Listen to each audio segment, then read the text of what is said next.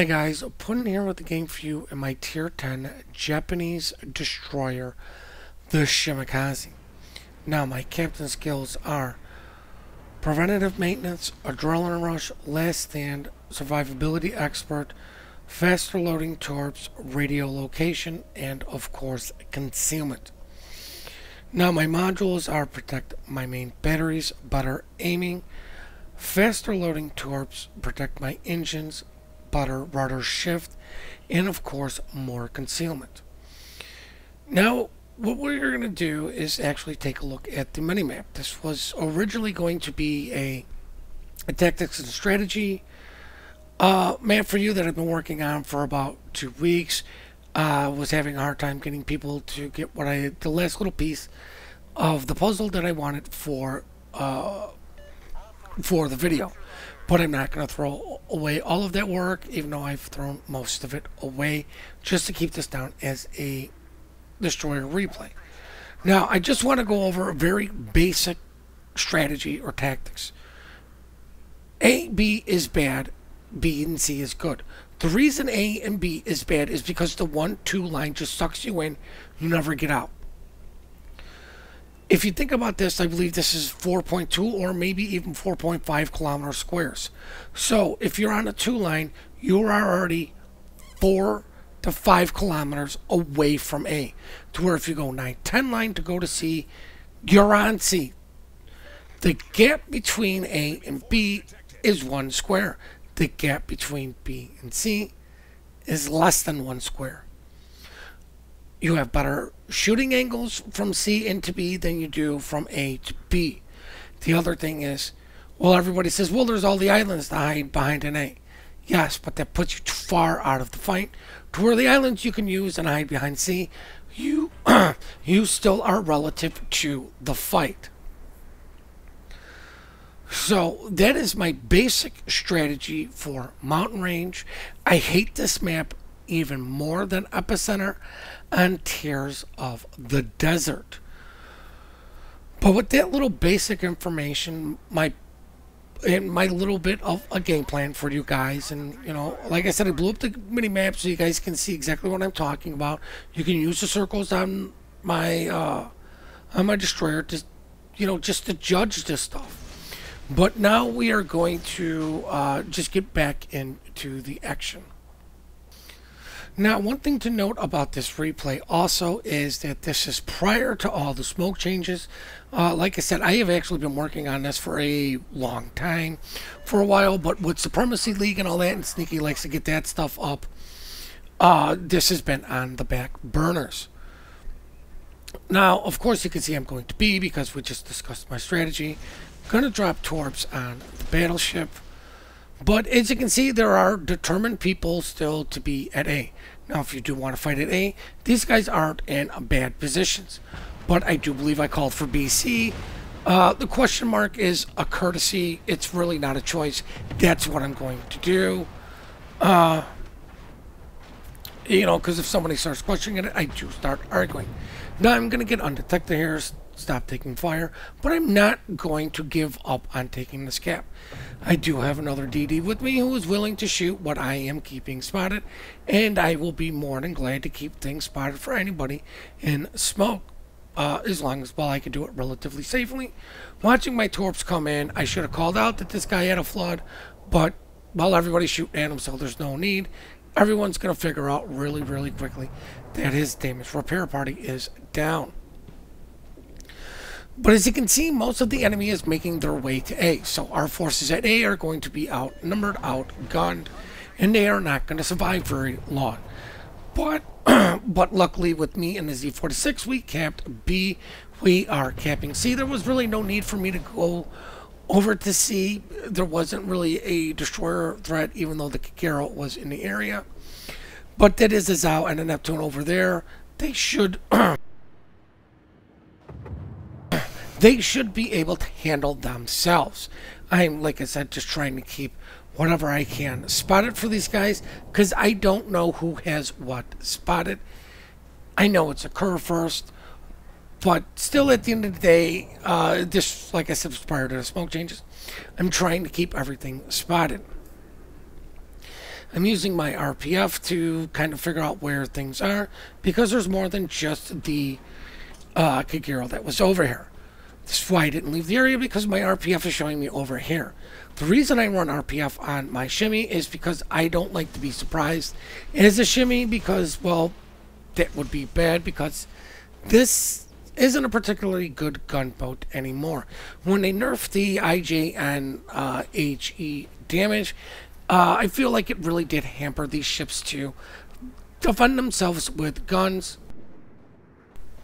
It did turn them more into just pure torpedo boats. You have to use your guns very smartly. You know, pop in and out. Nobody's looking at you. There's only 1 or 2 targets. Things are extremely low to where 2 or 3 salvos you can take them out. This brings up another thing, is I do like to shoot my guns in these things. I maybe shoot them a little bit too much more to, you know what, try to take some pressure off a teammate. Good players are going to shoot at destroyers, and if I see somebody getting hammered too much, I may shoot my guns just to become detected, so everybody can say, hey, you know, shoot at me. This is making me think of dropping preventative maintenance and actually getting priority target to know when it's oh shit time. I just pretty much dropped those torps as an area of deniement, but as you can see, we have 2 caps to their 1. We are down 4 ships to their 1, so they have a 3-ship lead. Now, this is what I'm saying. I'm not afraid to use my guns. I know this is a fight, but this is a fight this guy never could have won. Luckily for me, the Missouri was willing to shoot at the destroyer. Now, the other thing about this replay is you notice I am still in STW. For those of you who do not know, I have recently left STW and I have joined APOC. Now, the Missouri player happens to be Rabadoo, an APOC member, but we are not in voice comms. At the start of this game, we weren't. When we did, I jumped into comms with these guys because I believe the Neptune is also. I can't remember who the Neptune is. I'm sorry, but you know, I jumped into comms with them guys. Now, the reason I did leave STW is because I just don't use TeamSpeak that much. STW is a very good clan. They are very helpful. They are a very friendly clan, and if you use TeamSpeak, you're not in a clan and are looking for one, I actually would recommend looking them up. There are a lot of good people over there. It's just, it really boiled down to, I use Discord. I've used Discord a lot more than TeamSpeak, even when I did join STW. I've recently joined, ironically enough, like I said, APOC. You know, I spend more time in Kraken and APOC Discord than I did in STW. I'm sending preventative torps again down that channel, more or less not wanting to, but you know, hoping I hit something. But if I don't, I didn't lay these guys from coming in here. Now, I may not be doing the most exciting things, but what I'm trying to do is keep targets spotted. Now, we do have a ship to the south B, who I am keeping spotted. I'm sure he's shooting, so he is spotted too. But more importantly, I'm watching this flank for DDs. That is why I'm running RPF. That's why you see me do circles in certain areas. I'm trying to actively cover these guys' flanks. Now, I was going to come in and smoke, but my smoke's not ready. I let Rob know this. You know, that, you know, dude, my smoke's not ready. It's ready in 33 seconds. As soon as it's ready, you can have it.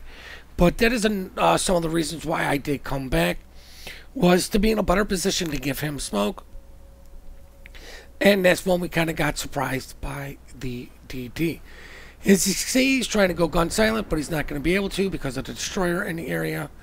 I slowed down big time to try to delay this smoke.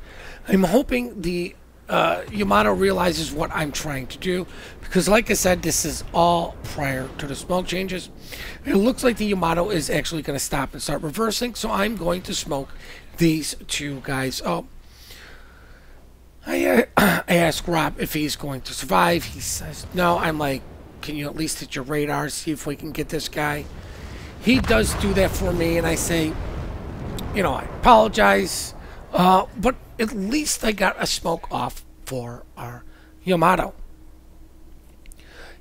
But as you can see, with all of this going on, there's only 4 of us left. They've only lost 5 of their ships. Luckily for us, 2 of them are the destroyers. And I do believe their last destroyer is Healthy-esque. He's not 100%, but I should be able to deal with him. I'm coming back to spot for the Neptune, which is the other APOC member. I let him know I'm dropping torps on something over there, and I forget who it was. I'm not even sure if the gentleman in the Neptune is with APOC, but I do know we are actually in voice comms. Now, I'm letting them know where my RPF is showing, and I'm like, there's something else with the Ibuki. It's not exactly pointing on the Ibuki, but it's very close to the Ibuki, so I let him know this. Now, what I'm going to do is get in close, pop my guns to be like, hey, here I am, look at me, stop looking at my friend, as the Neptune finishes him off. Oh, my bad. Shimakaze's got a lot more health than I do, so crap on me. But I do believe I did get a flood on Hindenburg. I got something. I don't know. I'm trying to set him on fire. I let them know that my smoke is on cooldown, and I'm really just trying to get this guy to shoot at me. I'm also trying to get the DD to pay attention to me instead of the battleship and Zhao to the south of us. I really don't want them to hit our Neptune friend, but you know what? I'm going to use my guns if I have to. I'm going to hit my speed boost to try to make this a little bit harder for this guy because I'm getting in way too freaking close than I need to. I finally set my fire that I wanted to get. This guy is burning. I'm going to go gun silent. And as you can see, I have a quarter of my health to where the shimmy is near full health. Immediately going to hit my repair party because I don't want to take any more damage than necessary. I knew my debuff was about to go down. Now I'm going to drop torps on the Iowa.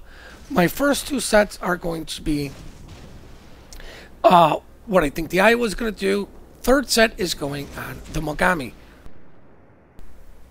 And this is what I mean by it's very dangerous for them to come into B from A. If these guys want to stay angled and against the Yamato, i.e. they're going to have to go bow into C, they're going to be full broadside to eat all of my torpedoes. If they want to angle against my torpedoes, they are going to be full broadside to any battleship, which means could be an instant deletion. Luckily for me, the Iowa goes to turn to get shots in on the Yamato, and boom, devastating strike, goodbye sailing. We were down ships, our ships were lower health than the enemy ships that came across, and we easily dispatched them. I got a good fire on Hindenburg to get his DPC out, got him relit, and then of course I dealt with the Iowa, so just to preserve whatever health the Yamato has. Another thing you will notice about this replay is I am running no mods.